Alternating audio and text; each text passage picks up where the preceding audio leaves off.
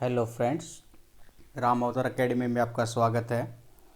Class 12th के लिए जो हमारा अलजेब्रा ऑफ मैट्रिक्स चैप्टर चल रहा था, कल हमने मैट्रिक्स के कुछ क्वेश्चन देखे थे। एनसीईआरटी बेस्ड एक्सरसाइज 3.1 को भी कंप्लीट किया था। आज हमारा उसके बाद कुछ टॉपिक आते हैं इम्पोर्टेंट, जिसका नाम है बेसिक ऑपरेशंस ऑफ मैट्रिसेस। ठीक है, मैट्रिसेस के कुछ बेसिक ऑपरेशन देखेंगे आज हम, जैसे एडिशन, सब्ट्रैक्शन, स्केलर मल्टीप्लिकेशंस। ठीक है, तो चलिए स्टार्ट करते हैं। जो पहली बेसिक ऑपरेशन है वो है आपकी मल्टीप्लिकेशन की। तो स्केलर मल्टीप्लिकेशन के बारे में हम थोड़ा सा जान लेते हैं।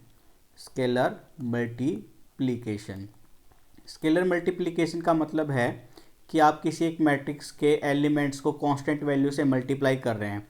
मान लीजिए मेरे पास कोई एक मैट्रिक्स ए है जिसमें एलिमेंट्स प्रेजेंस है 0, 1, 2, 5।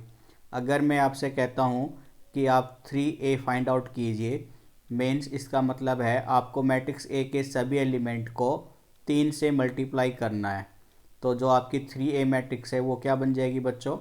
0 को 3 से मल्टीप्लाई करेंगे 0, 1 को 3 से करेंगे 3, 2 से करेंगे 6, 5 से करेंगे 15। तो ये जो मैट्रिक्स आपकी नई मैट्रिक्स बनी है ये हो जाएगी 3 इंटू ए। तो इसी को हम कहते हैं स्केलर मल्टीप्लिकेशन। यानी आप मैट्रिक्स को किसी एक स्केलर वैल्यू से गुना कर रहे हो तो रिजल्ट में उसके सारे एलिमेंट्स उस वैल्यू से मल्टीप्लाई हो जाएंगे। उसी को हम स्केलर मल्टीप्लिकेशन बोलते हैं। ठीक है, इसी तरह से आपका एक और पॉइंट आता है यहाँ से, negative of A matrix. Of negative of A matrix, किसी मैट्रिक्स का नेगेटिव। जैसे गिवन मैट्रिक्स ए के लिए हम देखते हैं, अगर मैं आपसे कहूँ नेगेटिव ऑफ मैट्रिक्स ए लिखना है तो क्या हो जाएगा? जितने भी एलिमेंट्स हैं उनके सारे के साइन चेंज हो जाएंगे। 0, 1 प्लस का है माइनस का हो जाएगा, 2 है वो माइनस का 2 हो जाएगा, 5 है वो माइनस का 5 हो जाएगा। चलिए एक और एग्जांपल लेते हैं। मान लीजिए आपके पास मैट्रिक्स बी है जिसमें एलिमेंट है आपके पास -1, +2, -3 और -5। ठीक है, ये आपके पास एक मैट्रिक्स है। आपको बोला गया है नेगेटिव ऑफ गिवन मैट्रिक्स, यानी मैट्रिक्स बी का नेगेटिव मैट्रिक्स मुझे निकालना हो तो सभी एलिमेंट्स -1 से मल्टीप्लाई हो जाएंगे। तो -1 का +1 बन जाएगा, -5 का +5 बन जाएगा, और 2 माइनस का हो जाएगा, और -3 प्लस का 3 बन जाएगा। यानी जो -b मैट्रिक्स है, नेगेटिव ऑफ मैट्रिक्स क्या बनेगी आपकी? 1, -2, 5, 3। ठीक है, ये नेगेटिव ऑफ मैट्रिक्स है आपका। क्लियर है? तो स्केलर मल्टीप्लिकेशन और नेगेटिव मैट्रिक्स के कुछ पार्ट्स आपको क्वेश्चन में देखने को मिलेंगे, तो इसमें घबराने की बात नहीं है। थर्ड जो प्रॉपर्टी आती है वो हमारी होती है एडिशन के ऊपर। Addition of matrices, addition of matrices. तो आपको ये याद रखना है बच्चा कि एडिशन जो होता है वो कब कंफर्मेबल होगा। ठीक है, कॉन्फॉर्मेबल, कॉन्फॉर्मेबल मतलब एडिशन कब हो सकता है। तो उसके लिए कंडीशन होनी चाहिए कि जितनी भी मैट्रिक्स है आपकी जिनको आप ऐड करा रहे हैं वो सेम ऑर्डर की रहें। ठीक है, सेम ऑर्डर की होगा तभी वो कंफर्मेबल होगा, अदरवाइज वो नहीं होगा। चलिए एक एग्जांपल लेकर चलते हैं। मैं कह रहा हूँ कि मैट्रिक्स ए है हमारे पास 5, 11, 7, 6, और मैट्रिक्स बी है हमारे पास 1, 0, 2, 0। आपको बोला जाए कि क्या ए प्लस बी कन्फर्मेबल है, अगर है तो रिजल्ट बताइए। तो ए का ऑर्डर हम चेक करेंगे, वो 2 ऑर्डर 2 है, बी का भी ऑर्डर 2 ऑर्डर 2 है, तो दोनों का ऑर्डर सेम होने की वजह से वो कन्फर्मेबल होगा। कन्फर्मेबल होगा तो एडिशन हम करेंगे, तो मैट्रिक्स ए के कंपोनेंट्स हैं 5, 7, 11, 6। मैट्रिक्स बी के कंपोनेंट्स है आपके पास 1, 0, 2, 0। तो गिवन एलिमेंट्स में ही ऐड हो जाएगा। 5 में 1 ऐड करेंगे बच्चों 6 हो जाएगा, 11 में 2 ऐड करेंगे 13 हो जाएगा, 7 में 0 ऐड करेंगे 7, 6 में 0 ऐड करेंगे 6। यानी ये आपका गिवन रिजल्ट है ए प्लस बी का। तो आपको ये याद होना चाहिए कि अगर ऑर्डर सेम होगा तो ही वो कन्फर्मेबल है, वरना नहीं है। चलिए एक दूसरा एग्जांपल लेकर देखते हैं। मैंने कहा आपके पास मैट्रिक्स ए है कोई भी मान लीजिए 0 1 0 0, ये 2 ऑर्डर 2 की मैट्रिक्स हमने ले ली। एक मैट्रिक्स बी है आपके पास, मान लीजिए कुछ इस तरह से हैं 1 2 3 0 3 1, ठीक है। इसमें 2 रो हैं 3 कॉलम है, तो इसका ऑर्डर हो गया 2 इंटू 3। क्या इन दोनों मैट्रिक्स का ऑर्डर सेम है? नहीं। तो हम ये कह सकते हैं कि a प्लस बी कन्फर्मेबल नहीं है, यानी a प्लस बी का रिजल्ट हम फाइंड आउट नहीं कर सकते, ठीक है। तो एडिशन ऑफ मैट्रिक्स में आपको ये पॉइंट याद होना चाहिए। इसी तरह से हम सिमिलरिटी डिफरेंस के लिए भी कह सकते हैं, यानी जो हमारी नेक्स्ट प्रॉपर्टी है वो हो जाएगी डिफरेंस ऑफ टू मैट्रिक्स के ऊपर। डिफरेंसेस ऑफ टू मैट्रिसेस, ठीक है, दो मैट्रिक्स के बीच का डिफरेंस। फिर से वही याद रखना है बच्चों, ये कन्फर्मेबल कब होगा? कन्फर्मेबल कब होगा, यानी कब डिफरेंस कर सकते हैं? जब कंडीशन क्या हो, गिवन मैट्रिक्स के लिए ऑर्डर आपका क्या रहे? सेम, ठीक है। ऑर्डर सेम रहेगा तो वो डिफरेंस हो जाएगा, ठीक है। जैसे एग्जांपल हमने एडिशन में लिया था, सेम डिफरेंस के लिए रहेगा, ठीक है बच्चों। तो अब यहाँ से आपको कुछ प्रॉपर्टी देखनी है स्केलर मल्टीप्लिकेशन की, ठीक है। स्केलर मल्टीप्लिकेशन की properties of scalar multiplication. Scalar multiplication में आपने अगर देखा हो तो हम सारे एलिमेंट्स को किसी कांस्टेंट वैल्यू से मल्टीप्लाई कर रहे थे, तो उसकी प्रॉपर्टीज़ क्या हो जाएगी? जैसे पहली प्रॉपर्टी तो यही रहे कि अगर आप किसी दो मैट्रिक्स को ऐड करा रहे हैं और उनको एडिशन का जो रिजल्ट आया उसको किसी कांस्टेंट के से मल्टीप्लाई कर रहे हैं, के कोई भी स्केलर वैल्यू हो सकता है, 2 3 -1 5 7 1/2 1/11 1/3, ठीक है, कोई भी वैल्यू रख सकता है के अपनी। तो इसका जो रिजल्ट है किसके बराबर होगा कि आप मैट्रिक्स ए के सभी एलिमेंट्स को के से गुना कर दीजिए, मैट्रिक्स बी के सभी एलिमेंट्स को के से गुना कर दीजिए, और फिर जो रिजल्ट आएगा उनको ऐड कर दीजिए, तो ये रिजल्ट हमेशा इक्वल ही होगा, ठीक है। ये आपको याद रखना है। सेकंड, अगर मैं चाहूँ तो ऐसे भी कह सकता हूँ कि कोई स्केलर वैल्यू को मैं किसी दूसरी स्केलर वैल्यू में ऐड करा रहा हूँ, यानी ये 2 ले लिया और ये 3 ले लिया और किसी मैट्रिक्स से मल्टीप्लाई करना चाह रहा हूँ, तो रिजल्ट सेम रहेगा। क्या कि उस मैट्रिक्स के सभी एलिमेंट्स को मैं के से गुना कर दूँ और उसी मैट्रिक्स के सभी एलिमेंट्स को मैं एल से गुना कर दूँ और फिर इनको ऐड कर दूँ, तो ये भी क्या रहेगा बच्चों? कन्फर्मेबल रहेगा, ठीक है। ये दूसरी प्रॉपर्टी आपको याद रखनी है, ठीक है। ऐसे ही थर्ड प्रॉपर्टी आइडेंटिटी में हो जाएगी, वो कुछ खास इंपॉर्टेंट नहीं है। तो अब यहाँ से एडिशन की जो प्रॉपर्टीज़ है वो हम देख लेते हैं। ये तो था मल्टीप्लिकेशन के लिए प्रॉपर्टी। अब आता है आपका properties of matrix addition. Properties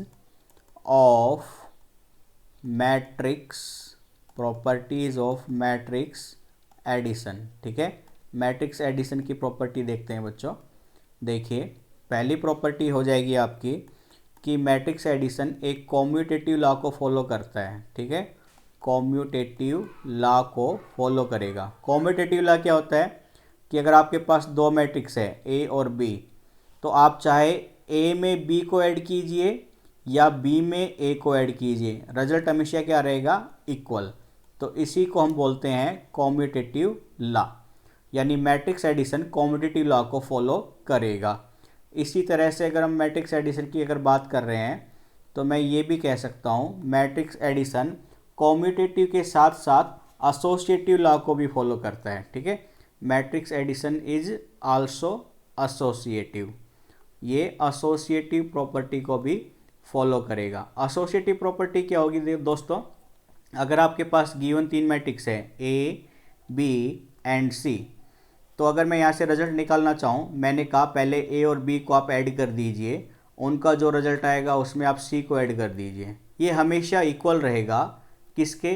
कि आप बी और सी को पहले ऐड कर दीजिए, उनका जो रिजल्ट आएगा उसमें ए को ऐड कर दीजिए, तो रिजल्ट हमेशा इक्वल ही रहने वाला है। इस प्रॉपर्टी को हम कहते हैं एसोसिएटिव प्रॉपर्टी, ठीक है।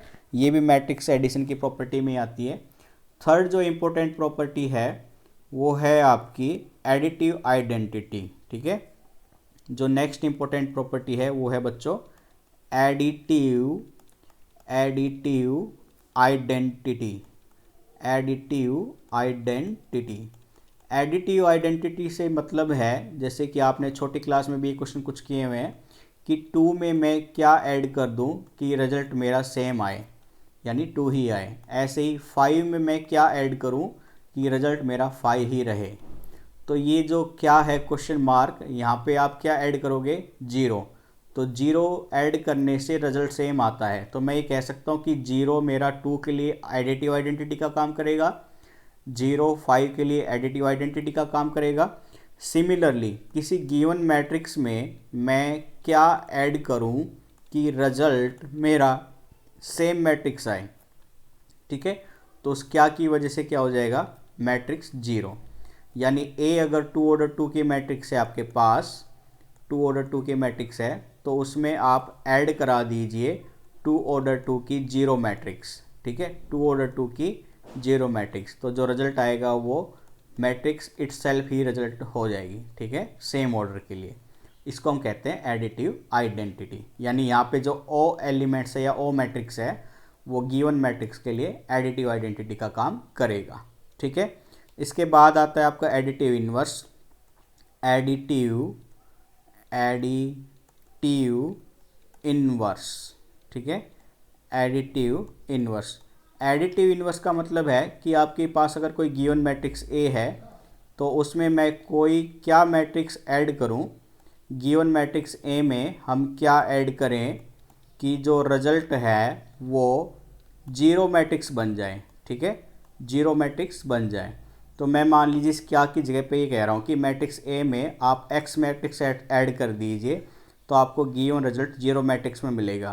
तो यानी यहाँ से जो एक्स मैट्रिक्स है ये एडिटिव इन्वर्स है ए का, ठीक है, एडिटिव इन्वर्स है ए का। ये बिल्कुल उसकी तरह से है जैसे आप छोटी क्लास में करते थे कि 5 में मैं क्या ऐड करूं कि रिजल्ट मेरा 0 बन जाए, ठीक है। तो आपको पता था मैं अगर 5 में -5 को ऐड करा दूं तो रिजल्ट मेरा 0 बन जाएगा, यानी -5 का एडिटिव इन्वर्स का काम करता है।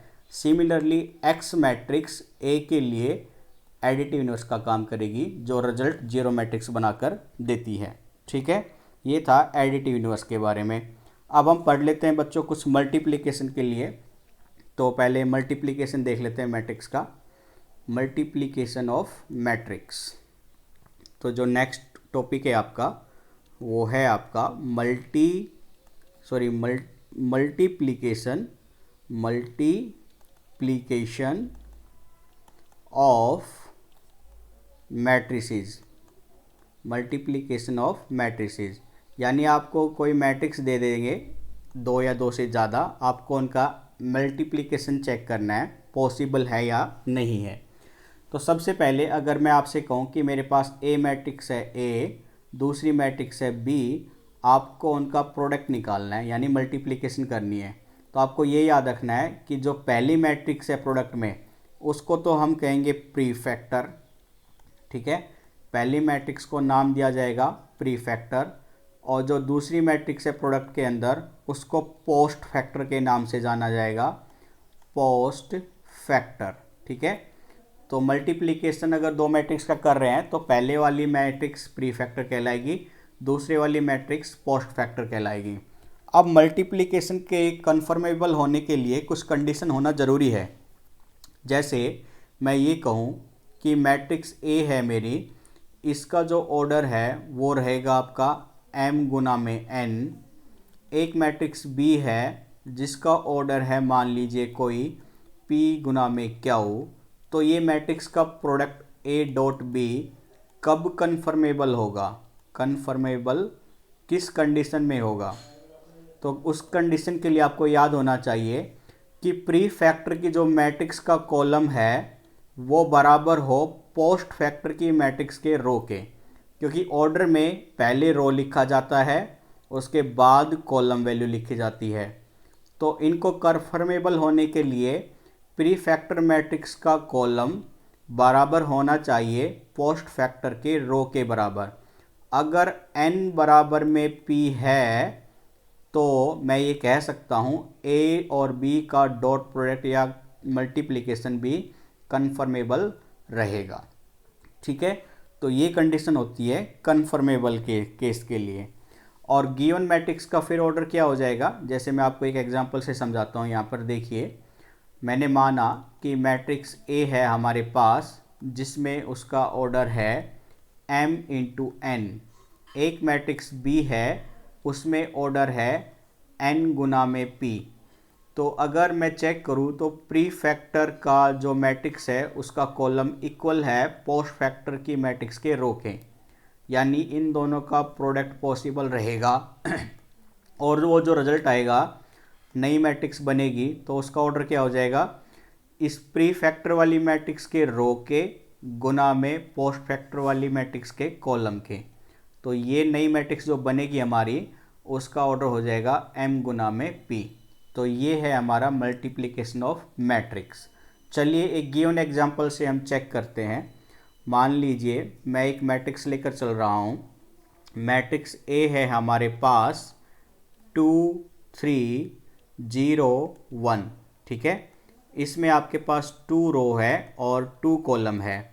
मैट्रिक्स बी है हमारे पास, मान लीजिए 0 1 2 1 0 1। इसमें आपके पास 2 रो हैं और 3 कॉलम है, ठीक है। मुझे ए डॉट बी यानी ए क्रॉस बी, ए मल्टीप्लिकेशन बी निकालना है। तो सबसे पहले हम ऑर्डर में चेक करेंगे। तो प्री फैक्टर मैट्रिक्स यहाँ पे ए है, पोस्ट फैक्टर मैट्रिक्स बी है। तो प्री फैक्टर मैट्रिक्स का कॉलम बराबर है पोस्ट फैक्टर मैट्रिक्स के रो के, यानी ए और बी पॉसिबल होगा।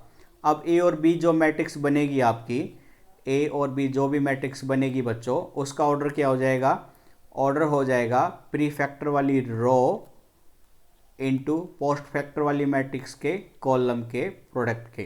तो ये जो नई मैट्रिक्स बनेगी उसका ऑर्डर हो जाएगा 2 इंटू 3, यानी नई मैट्रिक्स में 2 तो रो होने चाहिए आपके पास और 3 नए कॉलम आने चाहिए। तो अब हम प्रोडक्ट देखते हैं बच्चों कैसे करना है।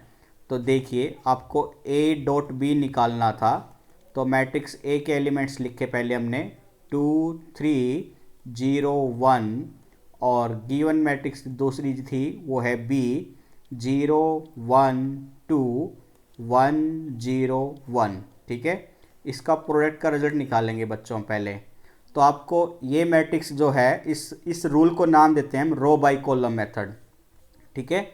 अब जो हम मल्टीप्लिकेशन कर रहे हैं, ये कौन सा मेथड है, row by column, COLUM column method, ठीक है। ये जो रूल अप्लाई करेंगे, इस मेथड को नाम दिया गया है रो बाय कॉलम मेथड, ठीक है। चलिए देखते हैं रो बाय कॉलम मेथड क्या होगा। आपको याद रखना है, पहली मैट्रिक्स का रो गुना में दूसरी मैट्रिक्स का कॉलम। तो पहली मैट्रिक्स का पहला रो गुना में दूसरी मैट्रिक्स का फर्स्ट कॉलम। तो ये गुना करेंगे तो 2 गुना होगा 0 से, जो कि 0 रिजल्ट देगा। 3 गुना होगा 1 से, जो कि 3 देगा, और रिजल्ट का एडिशन करते चलेंगे हम, ठीक है। ये है इस नई मैट्रिक्स का पहला एलिमेंट। क्लियर है बच्चों। अब इसका सेकंड एलिमेंट निकालना है, ठीक है, क्योंकि 3 रो है, 2 रो है 3 कॉलम में, पहला ही कॉलम बना है, एक दूसरा कॉलम भी आएगा। तो सेम मैट्रिक्स पहले वाली का रो तो यही रहेगा, लेकिन दूसरी मैट्रिक्स का कॉलम 1 0 रहेगा। तो 2 की 1 के साथ मल्टीप्लाई करोगे 2, 3 की 0 के साथ मल्टीप्लाई करोगे 0, और दोनों का रिजल्ट ऐड करेंगे। ऐसे ही सिमिलरली रो सेम रहेगा, कॉलम हो जाएगा अब थर्ड। तो 2 की 2 से मल्टीप्लाई करेंगे 4 रिजल्ट आएगा, 3 की 1 से मल्टीप्लाई करेंगे 3 आएगा, और जो रिजल्ट आया है उनको ऐड करेंगे। सिमिलरली फर्स्ट रो होने के बाद सेकंड रो भी आएगी। तो सेकंड रो में अब ये रो रहने वाली है और फर्स्ट कॉलम रहने वाला है 0 1। तो 0 की 0 से गुना करेंगे 0 आएगा, 1 की 1 से मल्टीप्लाई करेंगे वो 1 रहेगा, और रिजल्ट दोनों का ऐड कर देंगे। फिर से बेटा सेकंड रो सेम रहेगी, कॉलम आपका हो जाएगा 1 0 वाला। तो 0 की 1 से गुना करेंगे 0 आएगा, 1 की 0 से गुना करेंगे वो भी 0 आएगा, और दोनों का रिजल्ट हम ऐड कर देंगे। नेक्स्ट सेम रो रहेगी, कॉलम हो जाएगा इस बार आपका 2 1। तो 0 की 2 से गुना करोगे 0 आएगा, 1 की 1 से गुना करेंगे तो वो रिजल्ट 1 आएगा। ये है आपका resultant of matrix product A into B, ठीक है। तो जो आपकी मैट्रिक्स ए इंटू बी है ये उसका रिजल्ट है। तो ये हम एडिशन अगर करेंगे बच्चों, 0+3 3, 2+0 2, 4+3 7, 0+1 1, 0+0 0, 0+1 1। ये आपका जो रिजल्ट आया है ये नई मैट्रिक्स है ए और बी के प्रोडक्ट की, जिसमें जो ऑर्डर है वो क्या आ रहा है आपका 2 × 3। तो ये था आपका मल्टीप्लिकेशन ऑफ मैट्रिक्स। तो आप इस क्वेश्चन के बेस पे कुछ 1-2 क्वेश्चन अपनी तरफ से कर लीजिए ट्राई, बाकी हम एक्सरसाइज स्टार्ट करेंगे तब तो करने ही वाले हैं, ठीक है। चलिए अब बात करते हैं मल्टीप्लिकेशन की प्रॉपर्टीज़ के, ठीक है। तो अब है हमारी properties of multiplications. Properties of multiplication, ठीक है। मल्टीप्लिकेशन की प्रॉपर्टी देखते हैं बच्चों, चलिए। तो पहली प्रॉपर्टी जो है वो इम्पोर्टेंट है, आपको याद होनी चाहिए कि ये जो फॉलो करेगा एसोसिएटिव लॉ को, ठीक है। मैट्रिक्स मल्टीप्लिकेशन हमेशा एसोसिएटिव रहती है, ठीक है। मैट्रिक्स मल्टीप्लिकेशन हमेशा एसोसिएटिव रहती है। एसोसिएटिव कंडीशन का मतलब क्या है कि आपके पास अगर 3 मैट्रिक्स हो ए, बी और सी, तो आप ए और बी का पहले प्रोडक्ट कर लीजिए, उनका जो रिजल्ट आएगा उसकी मल्टीप्लाई कर दीजिए मैट्रिक्स सी के साथ, जो कि बराबर रहेगा कब, जब अगर आप बी और सी को पहले प्रोडक्ट कर रहे हैं, उनका जो रिजल्ट आया उसका प्रोडक्ट करेंगे ए के साथ, तो ये रिजल्ट हमेशा इक्वल रहेगा। इसी प्रॉपर्टी को हम कहते हैं associative property of multiplication. Similarly मैं ये कह सकता हूँ ये डिस्ट्रीब्यूटिव होता है और एडिशन, ठीक है। तो multiplication of matrix is distributive over addition, ठीक है।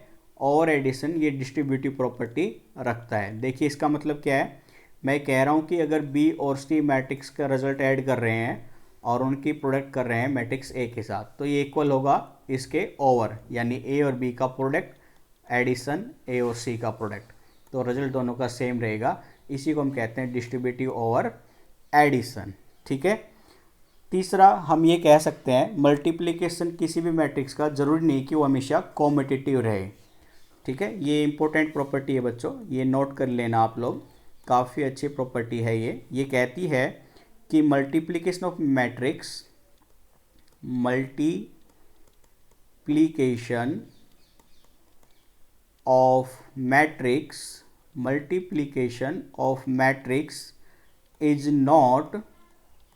is not necessarily commutative, ठीक है। नेसेसरली कॉम्पिटिटिव, ये जरूरी नहीं है कि वो हमेशा कॉम्पिटिटिव रहे। चलिए चेक करते हैं क्या रीज़न है इसके पीछे।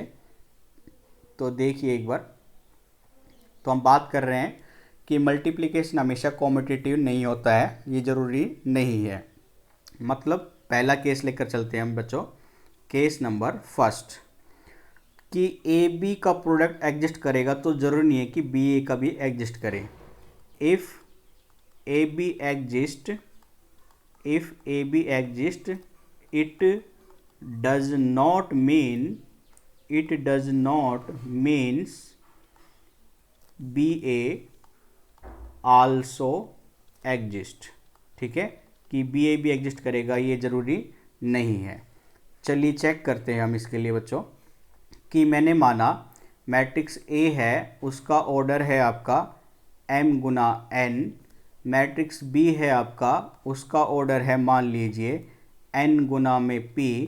तो अगर आप देखना चाहें ए और बी तो पॉसिबल है क्योंकि इसका कॉलम और इसका रो बराबर है, लेकिन अगर आप बी ए लेंगे, पहले बी लिखेंगे, बी मैट्रिक्स हमने पहले लिख दी, ऑर्डर n गुना p, मैट्रिक्स ए बाद में लिख दी, इसका ऑर्डर है m गुना में n। तो आप देख पा रहे हैं कि पहली प्री मैट्रिक्स का कॉलम पोस्ट मैट्रिक्स के रो के बराबर नहीं है, इसलिए बी ए पॉसिबल नहीं है। तो यानी ए बी तो एग्जिस्ट कर रहा है लेकिन बी एग्जिस्ट नहीं कर रहा है, ठीक है। ए बी एग्जिस्ट करेगा लेकिन बी ए एग्जिस्ट नहीं करेगा, ठीक है।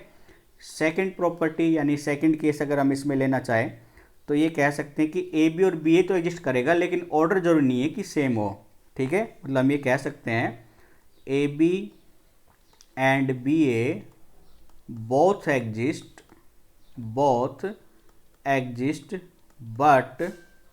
but order does not same, लेकिन ऑर्डर सेम नहीं होगा। चलिए देखते हैं कैसे।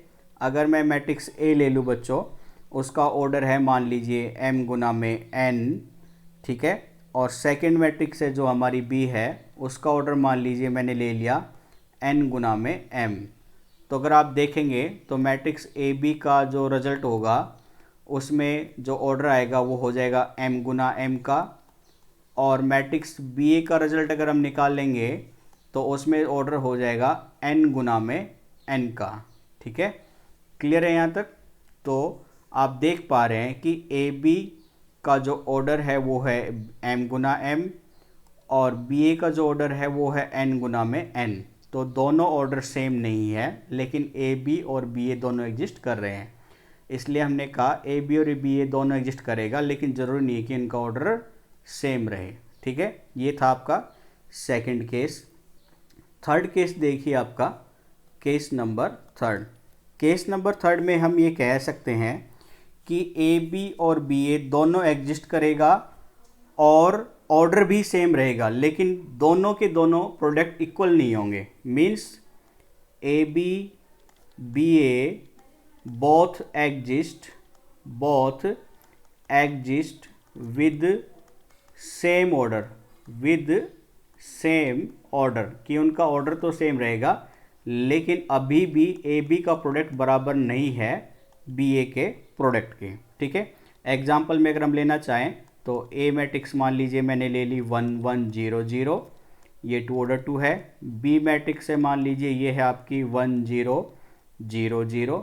तो यहाँ से अगर आप बच्चों ए बी प्रोडक्ट निकालेंगे तो ये रिजल्ट मैंने कैलकुलेट किया हुआ है, आप कैलकुलेट करके देख लीजिएगा। ए बी आपका ये आएगा, ऑर्डर है 2 ऑर्डर 2, और बी ए अगर आप निकालेंगे तो बी ए का रिजल्ट आएगा आपका 1 1 0 0, ये भी ऑर्डर 2 इंटू 2। तो देखिए दोनों की दोनों एग्जिस्ट कर रही है, रिजल्ट आ गया। सेम ऑर्डर की है, 2 ऑर्डर 2 की, लेकिन प्रोडक्ट जो आया हमारा वो रिजल्ट दोनों का सेम नहीं है, यानी ए बी बराबर नहीं है बी ए के। ये था हमारा केस नंबर थर्ड, जो कि काफ़ी इम्पोर्टेंट केस था।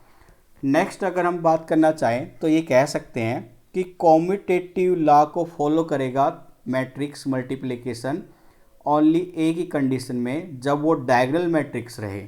ठीक है, यानी हम ये कह सकते हैं कि वो डायगोनल मैट्रिक्स होगी, यानी सिर्फ डायगोनल एलिमेंट मौजूद हों। जैसे मान लीजिए ये एक डायगोनल मैट्रिक्स है, डायगोनल मैट्रिक्स के बारे में हम पढ़ चुके हैं, ये भी एक डायगोनल मैट्रिक्स है। तो डायगोनल मैट्रिक्स का प्रोडक्ट ही कॉम्यूटेटिव लॉ को फॉलो करता है। तो मैं ये नोट कराकर आपको पॉइंट बना देता हूँ बच्चों कि मल्टीप्लिकेशन